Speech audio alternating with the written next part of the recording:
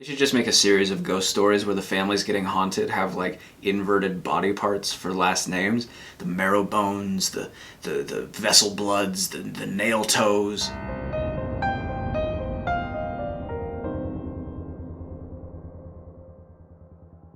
Okay, the Vessel Bloods would be dope as shit, actually. Welcome back, everybody. I'm Jake, the Scary Story Guy, and today we're talking about a movie you probably haven't seen, but probably should. Marrowbone is an English-language Spanish horror film released in 2017, and man can those Spanish tell a ghost story. There's a certain vibe, very distinct, that Spanish ghost movies have. The Others, The Orphanage. If you've seen those movies, you know the vibe I'm talking about. Marrowbone, or The Secret of Marrowbone is the Spanish title, has that vibe in spades. We're talking a big, old, isolated house, ponderous dialogue used sparingly. We've got sweeping shots of nature, endings that just kick you squarely in the nuts just for fun. But the thing that really sold me on this movie was the cast. Marrowbone manages on a fairly low budget to get 4 of the bigger young movie stars on Earth. And how'd that happen? Well, I think all 4 of these stars were just a lot less famous when this movie was filmed than they are now. So Marrowbone tells the story of an English mother who moves to America with her 4 children, seeking safety from their deranged father. And her children are played by George Mackay, the star of 1917, Captain Fantastic,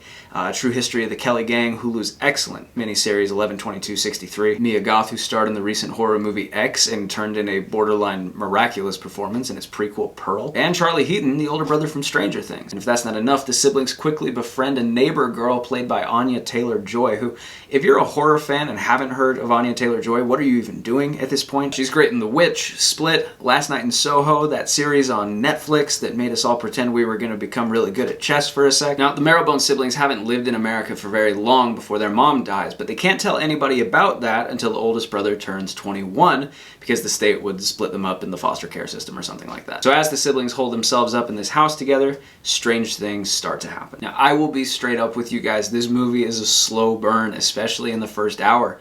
If you're wearing a watch, you will check it. But I did find myself getting, if not outright excited, at least emotionally invested in the film. There's sort of a Conjuring 2 vibe where you actually really like the family that's getting haunted, and that sort of adds a new dimension to the movie. It's not just like, oh, damn, that sucks.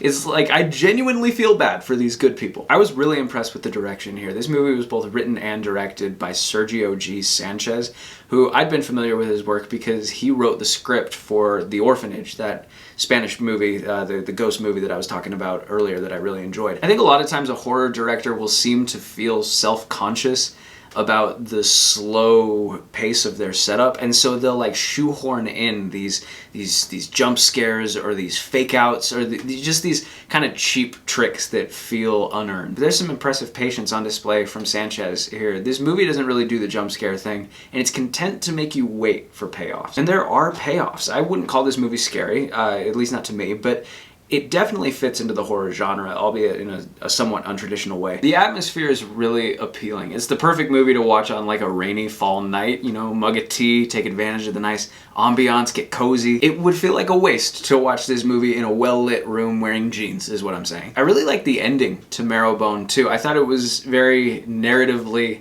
satisfying. I could see how it might be polarizing to some people though, so I won't say anything more about it. I will just promise you will have a strong feeling on the ending of Marrowbone one way or the other. And I know I mentioned the cast and how they're famous for other things, but I don't think I actually talked about how good they are in this. I liked everyone a lot. George Mackay in particular was given some scenes where he could really go all out. You'll see what I mean when you watch. Also, like, I feel like this bears mentioning, these are 4 incredibly interesting looking people. A lot of movie stars are like, you know, perfectly symmetrical, conform to every conceivable beauty standard, George Clooney, Jolie types. But all 4 of these actors are like, you just don't see a lot of people who look like them. They're good looking enough to be movie stars, obviously, but I think in these unconventional ways that kind of add to the experience of watching them in a movie. Some impossibly beautiful magazine cover protagonist, I think, just introduces a bit of distance with the audience or something.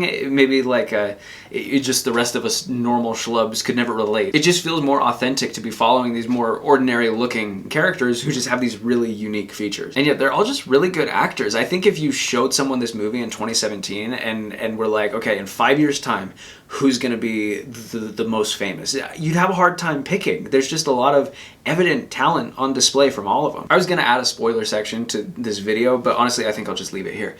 If you like ghost movies, if you like a creepy atmosphere, if you don't mind a slow burn, if you're intrigued at all by this cast, I'd recommend you watch Marrowbone. I think it's worth your time. And I'm gonna give Marrowbone 3.5 stars out of 5. Alright guys, as always, if you're up for more spooky content, you can check out my original horror stories in the description. I'll also link to a podcast of me and some other horror fans recommending movies for the Halloween season. Stay tuned for more reviews coming soon, but in the meantime, thank you for watching this video, and here's hoping you survive to see the next one.